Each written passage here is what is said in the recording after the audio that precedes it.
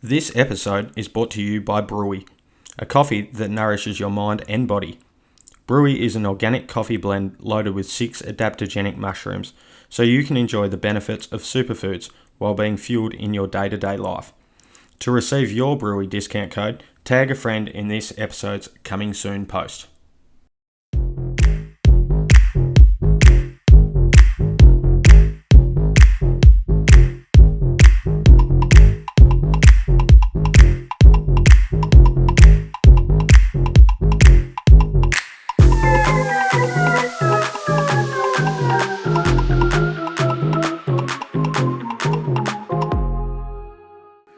Welcome back, everybody, to the next episode of the UR8 usage rate. We'll head out west and have a look at the Perth Wildcats in the jungle.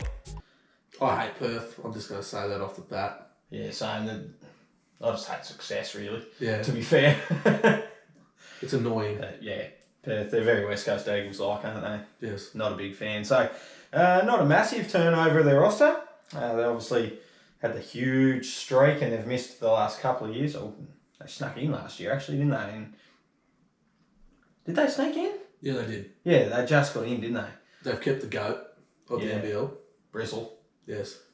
Bristle Cotton. Let's talk about the outs quickly. So, Brady Manick, it's really tough for him, obviously, coming in as a straight out of college import. Corey Sherville, Luke Travers, gone to Melbourne, probably their biggest loss. Majuk, down to the Jackies. Least athletic person in the world. He looked like a dinosaur, didn't we, when we watched him? He's slow. Mitch Norton obviously fell out of favour a little bit. Todd Blanchfield also fell out of favour with him. Code swap. Ollie Hayes Brown. Decided to go and give footy a go. Yeah, well. Hopefully he's better at footy than basketball. Because he wasn't a great basketballer. No, poor bugger. Might recruit him to the army. I'll pay for his rego and that's it. And you don't pay regos. And Tayshaun Thomas. So they're the outs. Who's the biggest out, do we think? Oh, Travis for sure. Travers. Yep. Probably good for him leaving home, I reckon, though. I think his game will probably grow in leaps and bounds. Keeping hold of the GOAT. Yes, Bryce Cotton. The Webster brothers, Corey and Ty. Jesse Wagstaff. For his 54th year in the league. That'd be bloody close, wouldn't it? Jeez. I swear the last 2 years before they've come down to play the Jackies at my state, he's had to go to the MRO as well both years. He just hates going down here, but then somehow he gets off. He's just a real veteran now. He's a real trooper. Yeah. Wouldn't want to play against him. If you're a young development player, he would show you every trick in the book. He reminds me of those guys that you're playing local, like when you're like 16, football 18. players. Yep. That have just played for ages and they just dominate you, but they are nowhere near athletic. Just know how to play. And they also just use a bit of intimidation factor, I think. Yeah, true. So the ends, swipe right. Pinned it. Back to we all most know improved players. But I think it's a good inclusion to their roster. Oh yeah. Well, he's better than Tayshaun Thomas, and Brady Manick. Yeah, he's better than Brady Manick.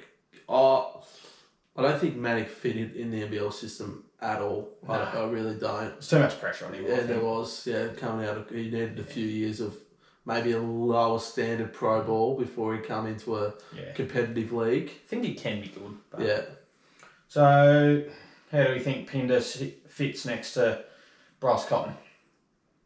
As the system's obviously all around. Yeah, Bryce. Yeah. No, I think he'll be good. I think he is I've had my words against him, but he's going to be another 16 to 20 points a game scorer. There's no question about that. He's a good rebounder. And he's definitely going to probably be number 2, would you say, to Cotton? Oh, 100% number 2. Yeah. Cotton's number 1 in the league. But number 2, you don't think he's going to be number 3 on the roster? He's going to be the second best player on this team?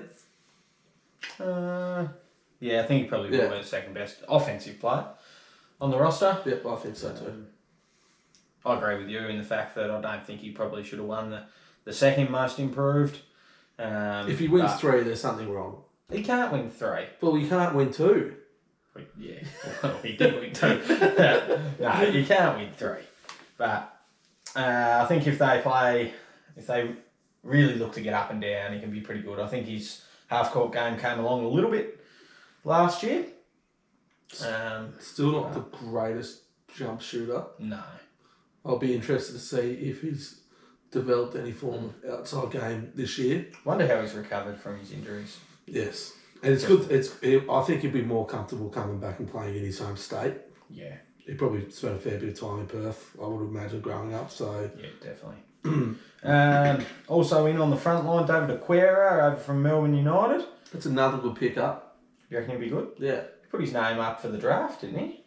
I think he actually pulled it out. Did he? Yeah. Put it up, pulled it out. Yeah. Yes. He did. So for me, they're looking pretty thin on the front line. If we look at the guys that they've held on to, it's probably only really Jesse Wagstaff that's going to play solid minutes from the guys they've held on to, and then Pinder as well. We've obviously got the next star, which we'll get to, but he's got big shoes to fill. Yes, absolutely. Can he do it?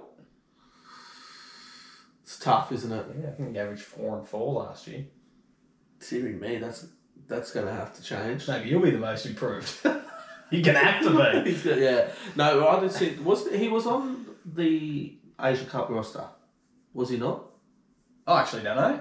I'm fairly sure he played on the Asia Cup team, and we saw. I think he's got a good build. Yeah, but, he's athletic. Yeah, he is. So good motor. I still think they've still got an import slot to fill, so I think they probably look for a 4. Yeah, a bigger guy. Yep. Yeah. For sure. Yep. Ben Henshaw, from the Centre of Excellence. He's a Perth boy, so probably a good spot for him. Whether he probably if he's at that Centre of Excellence, highly touted. So especially with some of the blokes coming out of there at the moment. Absolutely punching out talent left, right, and centre. Oh, aren't they? Hiram Harris, he's still young, but I think he's played for 4 teams. He played for Adelaide last year. He was with Cairns. He was with Illawarra, and now he's with Perth. The old team slut, they call him. just trying to collect the jerseys. I'm joking. He is a bit of an energiser, bunny. He is, yes. I think he'll probably see some more minutes this year than what he probably did at Adelaide. I thought he did improve a little bit last year. Played the World Cup. Yes. I was going to call them the Breakers. I did see a thing the other day. This actually made me laugh a little bit. Some of the American guys were like, I don't know about the New Zealand nickname. And then they were going through all these different New Zealand sports teams' nicknames. So you got the Black Caps in cricket. And they were like, what do you think their badminton team would be called? How good's that? Oh, who said that? Oh, it was on something I saw on Instagram Reels. Jeez, it made me laugh. That's funny, isn't it? That's pretty witty. Yeah. What do you reckon the Americans think of the haka? Well, James Harden and Draymond Green didn't think much of it the other year. Derrick Rose was just like, he just was shocked. Derrick Rose looks high a lot of the time, doesn't he? Cancelled his Australian tour, Derrick Rose. Yeah, I did say that. That's a bit disappointing, isn't it? It is, yes. Yeah, I heard he said no stadium in Hobart, no tour. I wasn't going ever. I just seen it come up. So. And Webby might have gone, but very exciting prospect. Yes, your man. Yeah, no, huge. Another one of these top 20, top 15 guys that are just flooding into the league. How tall is he? 7'1". 7'1". 216 centimetres. Jeez, that's big. It's a big boy. Well, he's not really a big boy. He's quite thin. Yeah, he's tall. Yeah. Yeah. Can we see? I'd love to see him and Rocco go at it for half a quarter. Probably a good chance. It'd be cool, wouldn't it? I reckon they're going to play, definitely both going to play minutes straight off the bat. So don't be so shocked. Haven't looked at the fixture yet, but that's... I don't know if they'll match up against each other though, because I reckon Czar's going to play a lot more on the perimeter. Oh yeah. He probably plays some post minutes, but more of a shooter, is he? Looks it just from his game that I've seen. Well, you probably want to be if they're playing him and Pinder at the same time. Probably grew up with Victor Wembanyama. This bloke, he's French, so yeah, it's crazy to see the French talent that's going around. Oh yeah, I thought they should have done a lot better at the World Cup, but anyway. So should a lot of teams. So Spain and Australia, no medals. Nah. So it's a bit of a shocker, this one. Yeah. Imagine if Paolo was playing for Italy, like he said he was going to. Yeah. He's been pretty good. Convinced by the Duke basketball dynasty to go and play for America, I reckon. Lashed him with a bit extra cash, I reckon, under the table. Yes. And Jordan Usher coming in as an import spot. Yep. What a name. Yeah. Haven't seen a lot of him play, but my golly gosh, he can talk. Right. He said he's going to be Defensive Player of the Year. Already? Yep. He hasn't watched any NBL and he's decided that I'm the best. Yeah. I watched a few highlights and he looks like an absolute beast. He's got a pretty good jump shot. I reckon he'll be the best 3-and-D player in the comp this year from the bits and bobs that I watched. Speaking of talking, that's a big call. That is a big call. It's a massive call. I'm just thinking through the other teams. Who are the other elite defenders? Obviously, Cleveland was back-to-back Defensive Player of the Year. Justin Simon's gone as well. I'm trying to think more local guys. I guess probably the best defensive prospect locally is probably... Damian Martin's retired. But would you say Travers? Yeah, probably. Yeah, he's good defensively, isn't he? On ball and off ball. Yeah, I've got no one jumping off the page. No. So maybe he's probably gone and thought, what's the easiest award to win in this competition? I'm going to win it. Yeah, well, he looks like he really prides himself on that side of the bowl. So probably a good signing. Yep. For them, given that they've got Cotton and Pinder, who you would think between them, what do we reckon, average 45 between them? Well, Cotton's going to probably get you close to 30s. Yeah, I was thinking 25. 25. Yep. Yeah, I think they can key in on him a little bit defensively sometimes, potentially. Don't know if they've got a hell of a lot of shooting around him. No. Well, I think, you're probably thinking just looking at their roster, you're probably thinking that last import spot, they'll try to find a stretch type of... Yeah, an offensive 4. Yeah, stretch type of 4, I reckon. Yeah. Can tell you who would have been Andy to hold on to, Vic Law. Yes. He'd be perfect in that spot. He was an absolute, like, genuine, always on the 2K Australian servers back in the day. Yep. Always there. Loved it. I did hear whispers of... Nick Dacos. Whispers. Ruled out for Thursday, but no, whispers of Dwight Reith. That would just still be a local spot, wouldn't it? Yeah, it would be. He was impressive, awfully impressive. Yeah.